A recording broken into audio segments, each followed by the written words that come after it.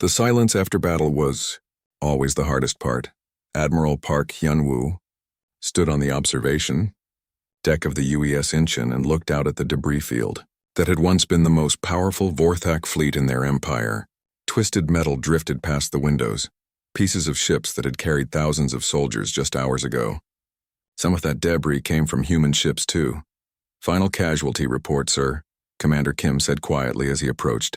His uniform was stained with smoke and his face showed the exhaustion that came after 12 hours of continuous battle. Park took the data pad and read the numbers that would haunt his dreams. 7 human ships destroyed completely. The destroyers UES Ulsan and UES Pohang, the cruiser UES Cheongju, the battleship UES Jeonju, and 3 escort vessels. 12,047 human personnel killed in action. Another 8,000 wounded. Captain Choi? Park asked. Killed when the Pohang rammed that Vorthak dreadnought. He saved the UES Busan and probably half the 3rd Squadron. Kim paused. He died a hero, sir, Park nodded. Captain Choi Min-ho had been one of his best officers. A careful man who thought through every decision twice. In the end, he had given his life to protect others without hesitation. That was what humans did when it mattered. And the Altarians were still getting reports from the surface. Dr. Ahn estimates about 400,000 civilian casualties from the bombing. But we saved nearly 2 million people from the prison camps. 2 million lives. Park tried to hold on to that number when the weight of his losses threatened to crush him. 12,000 humans had died, but 2 million aliens would live because of their sacrifice. Sir, came a voice from behind them. Park turned to see Chief Engineer Bae Jun-seo approaching. The man looked like he hadn't slept in days, which was probably true. Damage report on the fleet. How bad? Could be worse. The Incheon lost her forward shield array and 2 main gun turrets. The Seoul has engine damage that'll take a week to fix properly. Most of the other ships have minor hull breaches and system failures. Bae wiped grease from his hands with a dirty rag. We can fight again if we have to, but we need a real shipyard for major repairs. We'll make do with what we have, Park said. How long before we can establish a proper relief operation? Already working on it, sir. The Altarians are incredibly organized for people who just survived an invasion. They've got refugee centers set up and supply distribution networks running. All they needed was someone to chase away the bullies. Down on New Haven's surface, the real work was just beginning. Dr. Ahn Subin had set up field hospitals in 12 locations across the planet. Human medics worked alongside Altarian doctors to treat the wounded from both species. Doctor, said her assistant, Lieutenant Park Min-young, we've got 30 more Vorthak prisoners coming in. Most of them have injuries from the space battle. Treat them the same as everyone else, Dr. Ahn said without looking up from the Altarian child she was examining. Broken bones don't care what species you are. It was a philosophy that defined the human approach to the aftermath. They could have left the Vorthak prisoners to die. They could have taken revenge for the destruction of Altarian cities. Instead, they followed their own laws about treating prisoners of war, even when those prisoners came from a species that showed no such mercy. Commander Yoon Da-eun found herself serving as an unofficial ambassador between 3 different species. The Altarians wanted to understand why humans had risked everything for strangers. The Vorthak prisoners couldn't comprehend being treated with dignity after losing a battle. Your species confuses me, said Admiral Korthax during one of their interviews. The former Vorthak commander sat in a detention cell aboard the UES Incheon, but it was a clean cell with proper food and medical care. How so? Yoon asked. You fight like demons when you have to, but you treat defeated enemies like guests. You traveled across the galaxy to save people you'd never met. Your admiral risks his career to do what he thinks is right instead of following orders. Korthak shook his head. In the Vorthak Empire, such behavior would be seen as weakness. Maybe that's why your empire will never understand the galaxy as well as you think you, do. Explain. Yoon thought for a moment about how to put it in terms the Vorthak could understand. Your people believe that strength comes from taking what you want. Humans believe that real strength comes from protecting what you love. You see the difference? Korthax was quiet for a long time. What will happen to me now? You'll be tried for war crimes.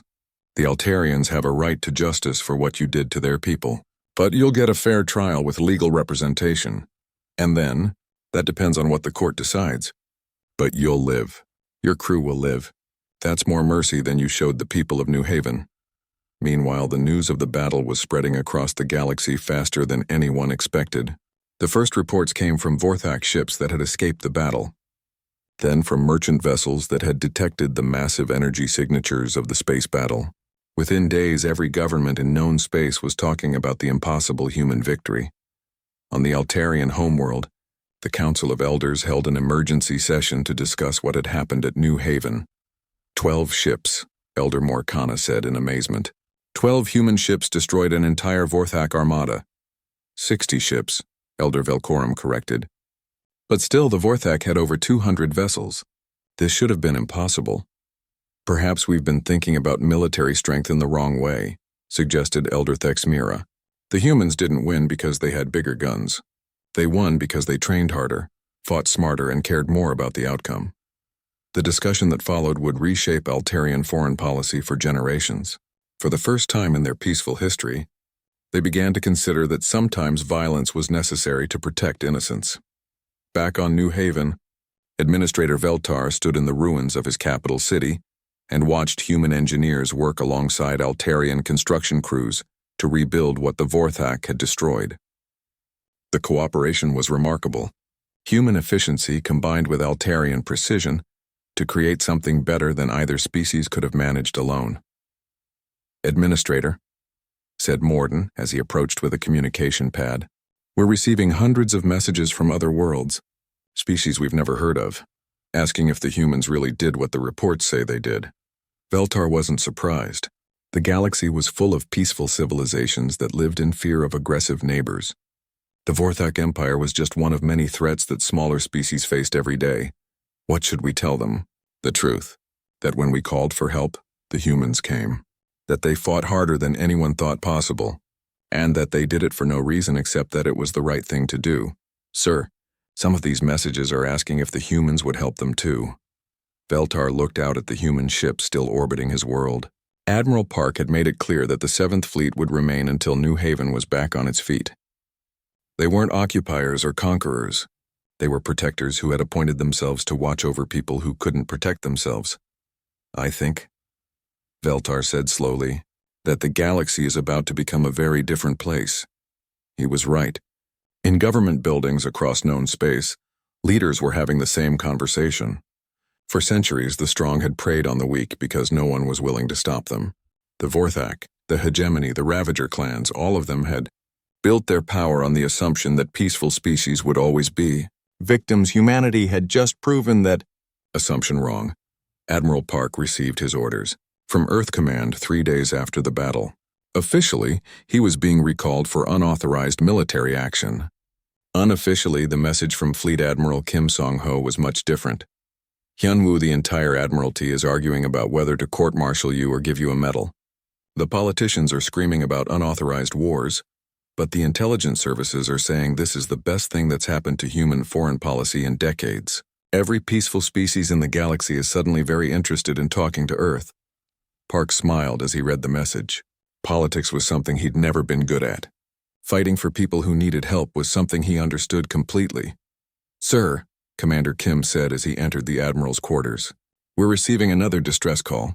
A species called the Calamari. About 4 days from here, they're being attacked by something called the Iron Fang Pirates. Park looked out the window at New Haven, where human and Altarian workers continued rebuilding together. The planet would be fine. They had proven they could defend themselves, and they had allies now who would answer if they called for help again. Prep the fleet for departure, he said. Looks like we've got more work to do. The blue sky of New Haven was burning. Veltar pressed his 6-fingered hands against the observation deck window and watched the orbital defense platforms die one by one. Each explosion sent bright flashes across the planet's atmosphere. The Vorthak warships hung in space like black daggers against the stars. They had come without warning, without demands, without mercy. How many ships? Veltar asked his assistant Morden. 237, Administrator. Maybe more hiding behind the moon. Morden's voice shook. His blue skin had turned pale with fear. They destroyed our entire defense fleet in 20 minutes. Veltar closed his eyes. New Haven was a peaceful mining colony. They had no military beyond a few patrol ships and the orbital platforms. The platforms were now burning metal in space. 2.3 million Altarians lived on this world. Farmers, miners, teachers, children, none of them had ever heard anyone. "Keep broadcasting the distress signal," Veltar said. "Someone has to hear us." "Sir, we've been sending it for 127 days. No one has answered." Veltar knew this. Every government in the galaxy had received their calls for help. The Centaurian Republic said it was not their sector. The Vegan Confederacy claimed they were monitoring the situation. The Galactic Council had sent a formal letter expressing deep concern and nothing else. Outside, the first Vorthak bombardment began.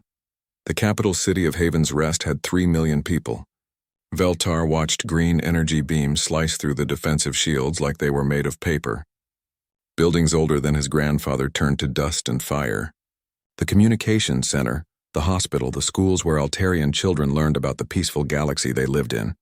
"Administrator," Morden shouted over the alarms. "Incoming transmission from the human monitoring station." Veltar spun around. Humans? He had heard of them but never met one. They were a young species from somewhere far away. What could they want? The hologram showed a human female in a dark blue uniform. Her skin was pale pink and her hair was black. Strange flat features, but her eyes looked kind. "New Haven Colony, this is Commander Lee So-Jin of Earth Intelligence Corps Station 47. We received your distress signal. I'm forwarding it to our military command right now." "Commander Lee," Veltar said, trying to keep hope out of his voice. "We appreciate any help, but we don't have much time. The Vorthak fleet is already bombing our cities." The human woman's face grew hard. "Vorthak? Those bastards." She said a word that the translator couldn't handle. "Sir, I'm breaking protocol here, but I'm sending your message directly to Admiral Park Hyun-woo of the 7th Fleet. If anyone can help you, it's him." "How far away is this fleet?" Veltar asked. 3 days at maximum speed. Maybe less if they push their engines." 3 days.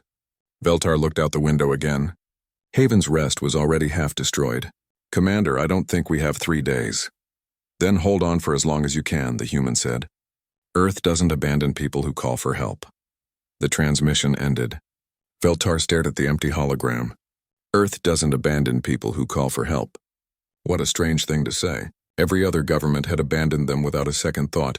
"Sir," Morden said quietly, "the Vorthak are landing troops in Sector 7. Veltar nodded. He had seen Vorthak invasions before on the news feeds.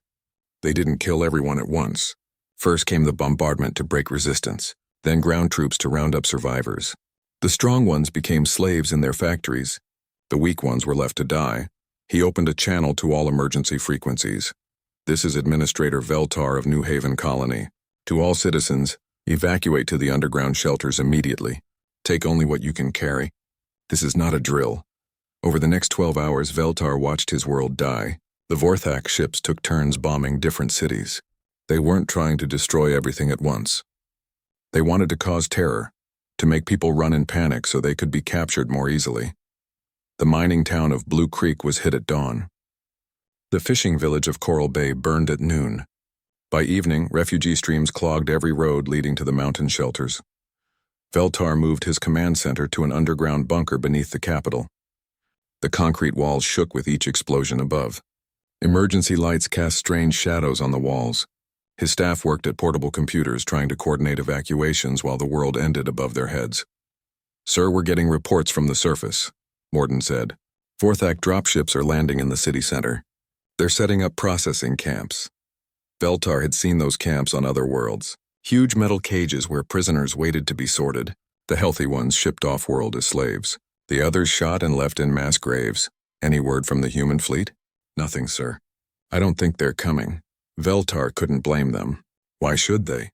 Humans barely knew Altarians existed. They had their own people to protect. It made no sense to risk a war with the Vorthak Empire for strangers on the other side of the galaxy. But still, he kept hoping. By the second day, most of New Haven's major cities were in Vorthak hands. The aliens moved efficiently, setting up their equipment and herding prisoners with cold precision. They had done this many times before on many worlds. Veltar sent one last message on all frequencies. "This is New Haven Colony. If anyone receives this transmission, please remember us. We were a peaceful people. We never hurt anyone. We just wanted to live in peace and raise our children under blue skies. The Vorthak came and we couldn't stop them. We called for help, but no one came. Please, if you have the power to stop them from doing this to others, use it. Don't let them win. Don't let them turn the galaxy into a place where only the strong survive." He paused, looking around at his staff. Good people. Brave people. They had stayed at their posts even when the world burned above them. Thank you for listening. This is Administrator Veltar signing off. The transmission ended.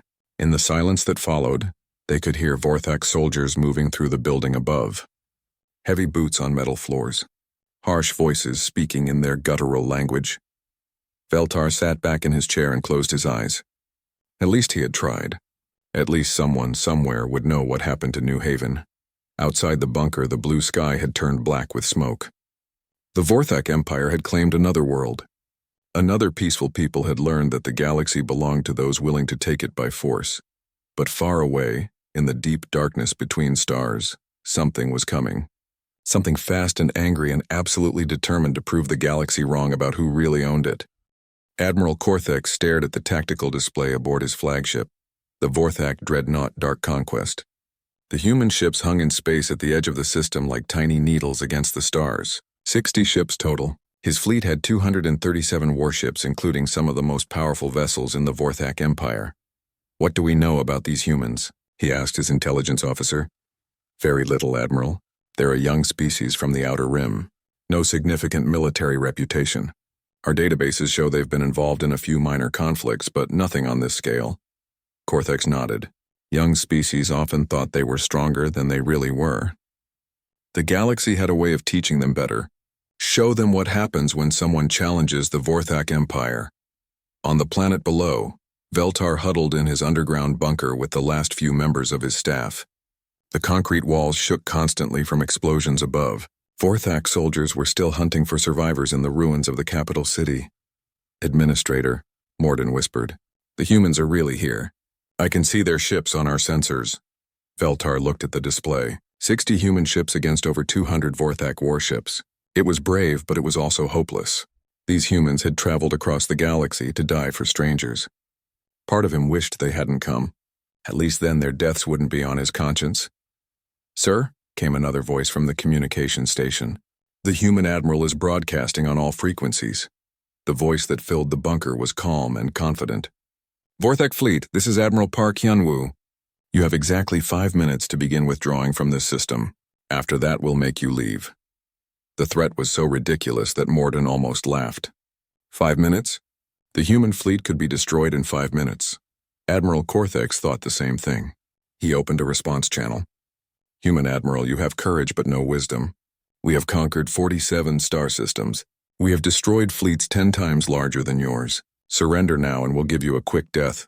"Counteroffer," came the reply. "You leave now and we won't have to embarrass you in front of your crews." Korthex had heard enough. "All ships, attack formation. Destroy the human fleet." The Vorthak Armada began moving toward the human ships. Massive battle cruisers led the charge, followed by squadrons of heavy cruisers and destroyers. It should have been like watching lions attack a flock of sheep. Instead, something impossible happened. The human ships moved, not just forward or backward, but in ways that made Korthex's tactical officer blink and check his sensors twice. The human vessels slid sideways through space, spinning and diving and climbing in patterns that seemed to ignore basic physics. Their formations flowed like water, each ship covering the others while maintaining perfect spacing. "How are they doing that?" the tactical officer asked. "I don't know," Korthex admitted, "but it doesn't matter. Numbers always win." The first exchange of fire proved him wrong. The human ships opened up with weapons that blazed like captured stars, brilliant white beams that cut through Vorthak shields like they weren't there. The leading Vorthak battlecruiser, the Bone Crusher, lost its forward shield array in the first 10 seconds of combat. But it was the human tactics that really shocked the Vorthak. Instead of forming a battle line like civilized species, the humans split into small groups that attacked from multiple directions at once. Their smaller ships swarmed around Vorthak vessels like angry insects, firing precise shots at weapon systems and engines. "Admiral," the sensor operator called out, 3 human destroyers just took out the cruiser Iron Fist. They're targeting our engines specifically." Korthex watched in growing alarm as his fleet tried to respond to the human attack. The problem was that the humans were everywhere at once. Every time a Vorthak ship turned to face one group of attackers, Another group hit them from behind. On the human flagship, Admiral Park watched the battle unfold with satisfaction.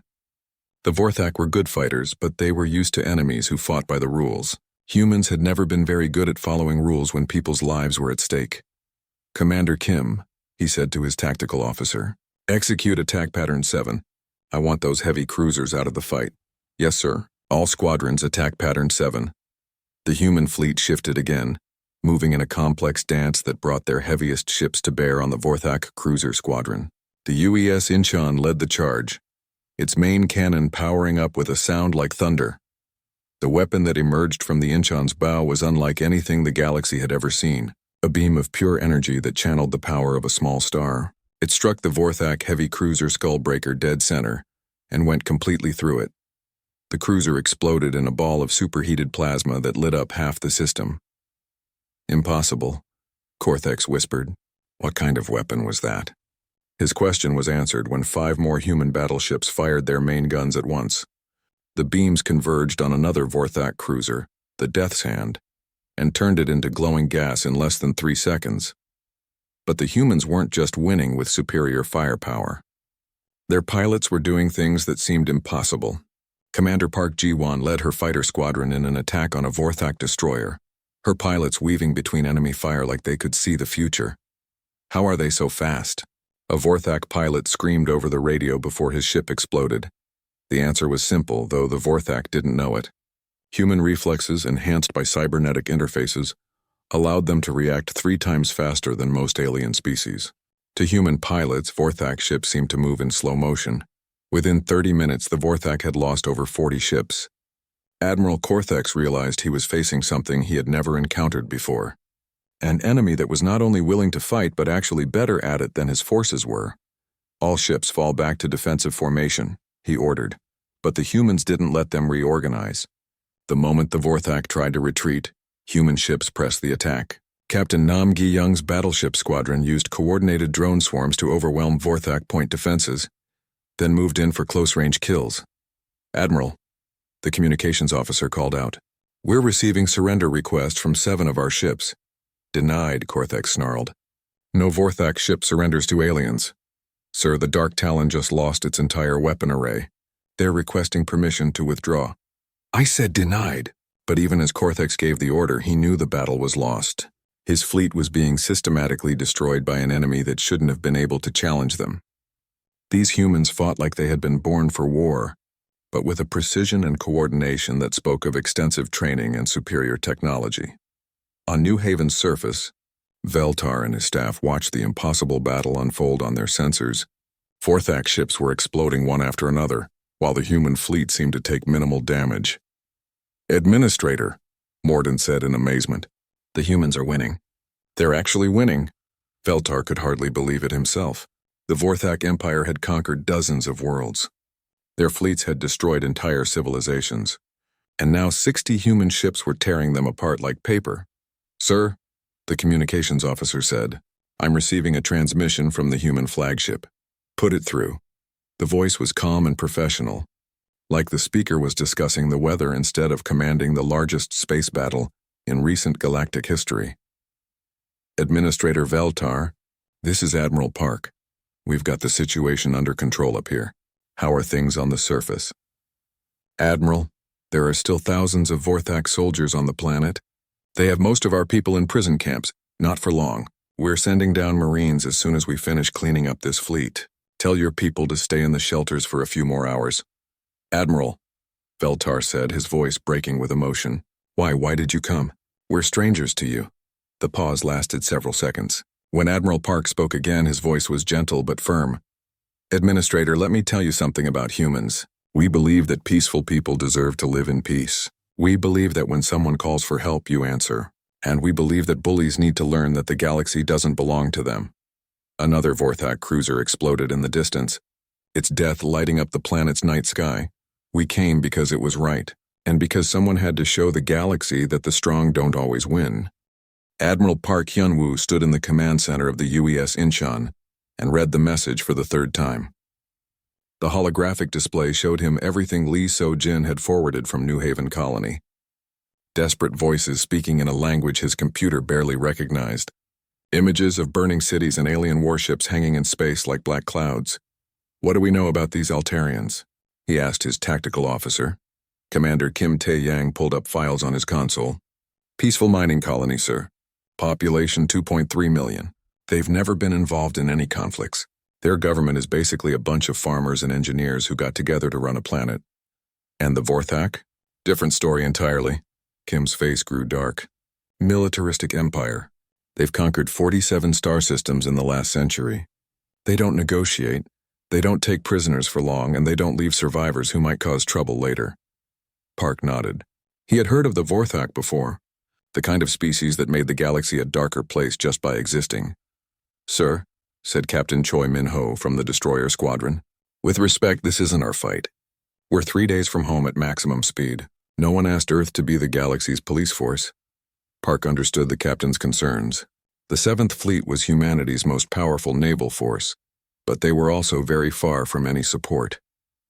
12 capital ships, 47 escort vessels, and 180,000 of Earth's finest sailors and marines. If something went wrong, no one could help them. "Commander Yoon Da-yoon," Park said to the woman standing near the diplomatic station. "Your opinion?" Yoon had been studying alien cultures for most of her career. She knew more about non-human psychology than almost anyone in the fleet. "Sir, the Altarians represent everything we claim to value. Peaceful cooperation, scientific advancement, taking care of their people. If we let them die when we could save them, what does that say about us?" "It says we're smart enough not to pick fights we don't have to win," Captain Choi replied. "No," Park said quietly. "It says we're the kind of people who only help others when it's convenient." He walked to the main display and looked at the tactical information. The Vorthak fleet was massive, over 200 ships including several of their heavy battle cruisers. On paper, it should be an easy victory for them. The 7th Fleet was outnumbered 4-1, but Park had been studying Vorthak tactics for years. They were used to fighting species that surrendered quickly or fought with old-fashioned weapons. They had never faced anyone who hit back as hard as humans could. "Chief Engineer Bae Jun-seo," he said into his communicator. "How fast can we get to the New Haven system?" "At maximum acceleration?" 72 hours, sir. "But I wouldn't recommend it. We'll be pushing every engine past safety limits.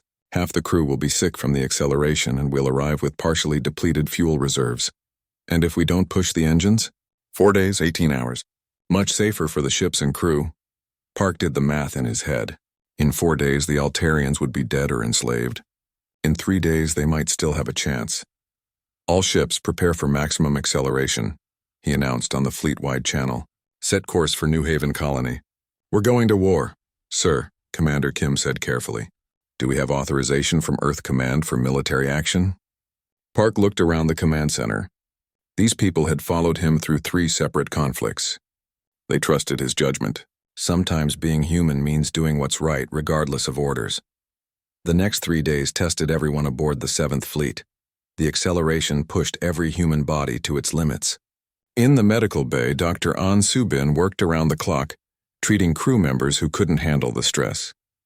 The corridors of every ship filled with the sound of people being sick, but they kept going. Chief Engineer Bae performed miracles keeping the engines running. He barely slept, moving from ship to ship in maintenance shuttles to fix problems before they became disasters. When the engine on the destroyer UES Busan started overheating, he personally crawled inside the reactor housing to make repairs while it was still running. "Sir," he reported to Park on the 2nd day, "we're holding together, but just barely. If we have to fight when we arrive, I can't guarantee all our systems will work properly." "Do your best," Park told him. "That's all anyone can ask." On the 3rd day, they finally dropped out of hyperspace at the edge of the New Haven system. What they saw made everyone angry. The Vorthak fleet hung around the planet like vultures around a corpse. Huge black ships with weapon ports glowing red. On the planet's surface, fires burned in dozens of cities. The orbital defense platforms were gone, blown to pieces and floating in space as scrap metal. "Sensors detect massive Vorthak ground forces," Commander Kim reported. "They've set up processing camps in at least 12 locations." "Sir, if those are what I think they are," Park said grimly. He had seen intelligence reports about Vorthak prisoner camps, places where civilized beings were sorted like cargo, the strong ones shipped off to slave factories. the weak ones killed and buried in mass graves. "Admiral," came a voice from the communications station. "We're receiving a transmission from the planet's surface. Audio only, very weak signal. Put it through." The voice that came through the speakers was tired and scared, but still determined. "This is Administrator Veltar of New Haven Colony. If anyone can hear this, the Vorthak have taken our world. Most of our people are dead or captured. We held out as long as we could. We're sorry we couldn't do better." Park opened a channel. "Administrator Veltar, this is Admiral Park Hyunwoo of the United Earth Space Navy. We received your distress call. Sorry we're late. Traffic was murder getting here." The silence that followed lasted for nearly 30 seconds. When Veltar spoke again, his voice was full of hope and disbelief. "Admiral Park, you came?" "You actually came? We said we would. Earth doesn't abandon people who call for help. But there are so many Vorthak ships, over 200. You'll be destroyed." Park looked around his command center. Every officer was watching him. These people had followed him across the galaxy to fight for strangers they had never met. "They deserve to know why, Administrator," he said. "We didn't come this far to turn around and go home. Hold tight, we're going to make some noise." He switched to the fleet channel. "All ships, battle stations, this is what we came here to do." The Vorthak had noticed them by now. Their massive fleet was turning to face the human ships. Admiral Korthex, the Vorthak commander, sent a message on all frequencies. "Unknown ships, you are in Vorthak space. Identify yourselves and state your business here." Commander Lee So-jin, now serving as communications officer, smiled as she opened a response channel. "Vorthak Fleet, this is the United Earth Space Navy. Our business is protecting people who can't protect themselves." "We formally demand that you withdraw from this system immediately." The response came quickly, harsh laughter and threats. The Vorthak had never heard of humans, but they weren't impressed. Another young species thinking they could challenge the Empire.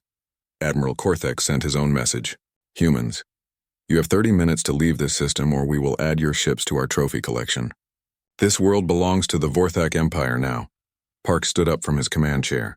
Around him, his officers waited for orders. Outside, the largest space battle in human history was about to begin. "Korthex," he said calmly, "let me explain something to you.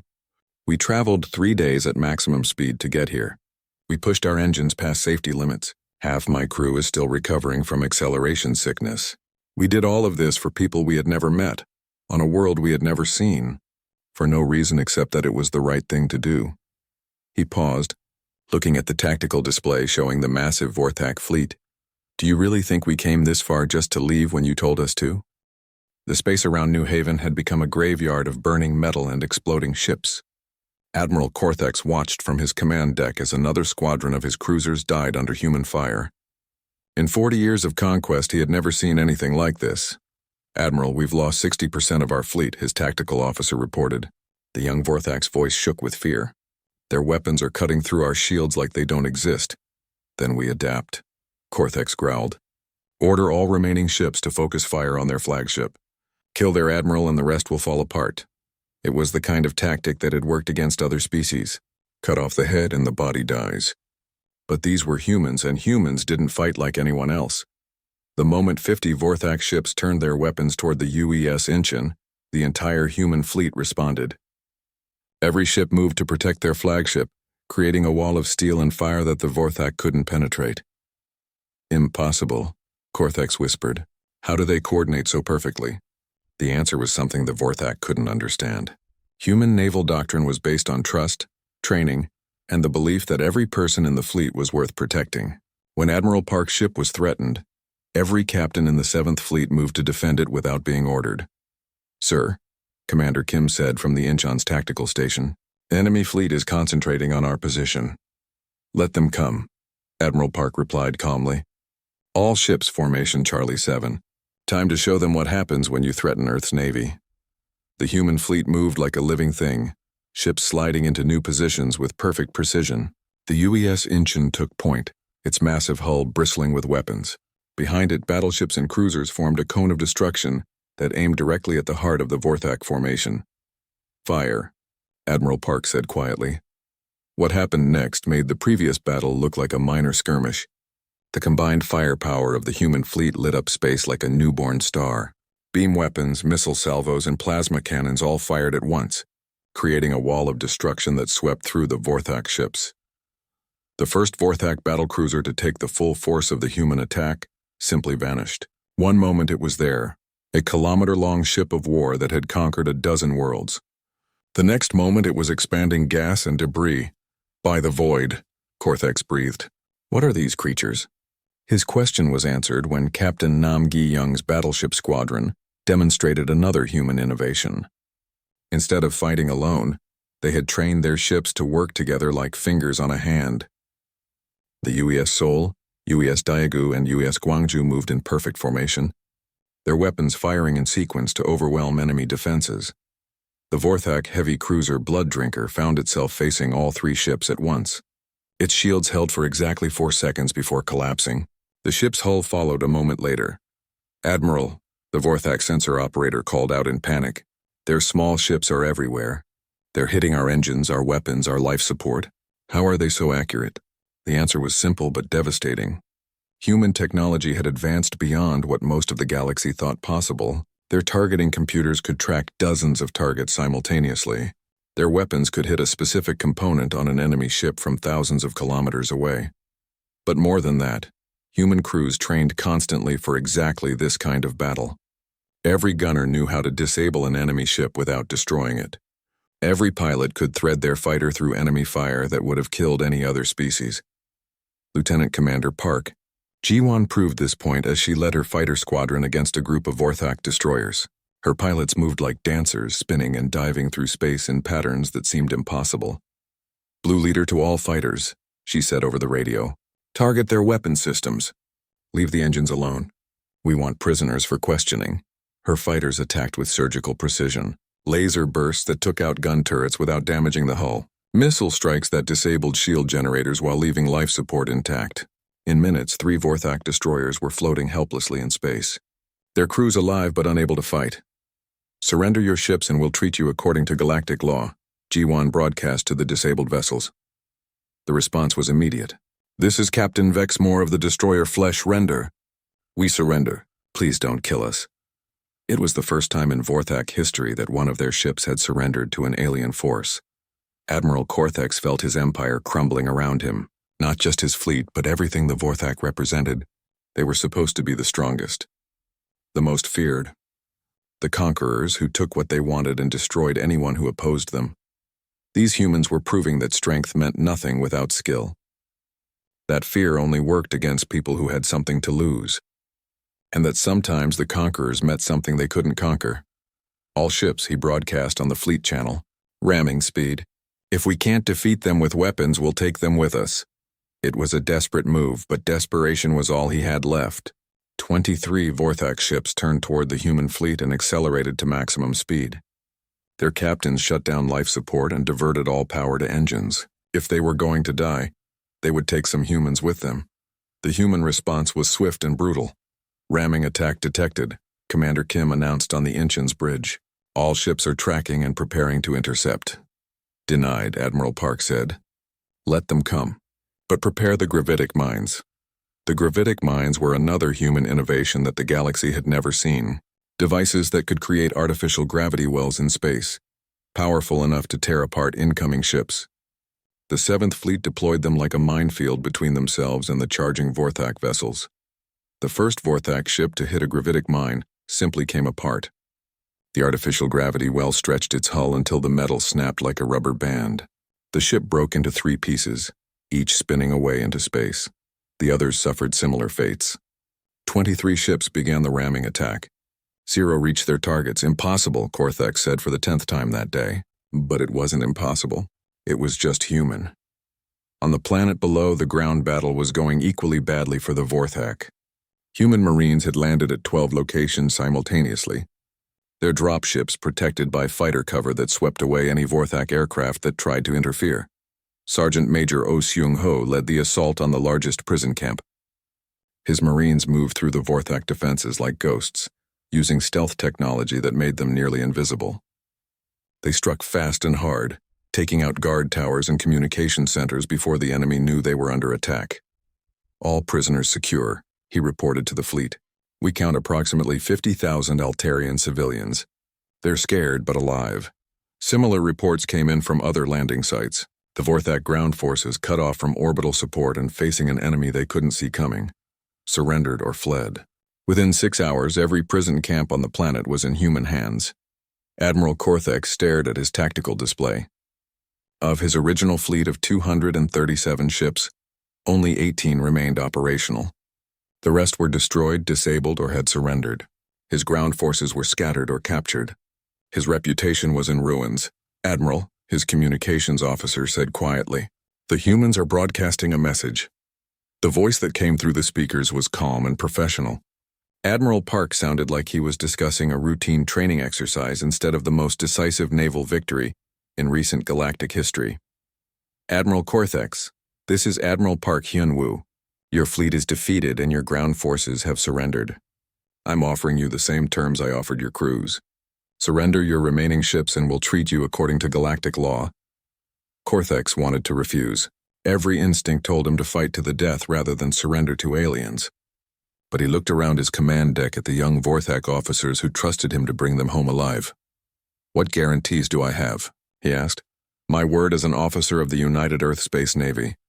Your crews will be treated as prisoners of war. They'll be fed, given medical care, and returned to Vorthak space when this conflict is resolved. And me? You'll face trial for war crimes against the Altarian people. But you'll live." Korthex closed his eyes. In one day, these humans had destroyed everything he thought he knew about warfare. They fought harder than anyone he had ever faced, but they still offered mercy to defeated enemies. "I surrender," he said finally. "All Vorthak ships, stand down and prepare to be boarded." The Battle of New Haven was over. Humanity had announced itself to the galaxy in the most dramatic way possible. But for Admiral Park, watching Altarian civilians emerge from the ruins of their cities, the real victory was much simpler. They had kept their promise. They had answered the call for help.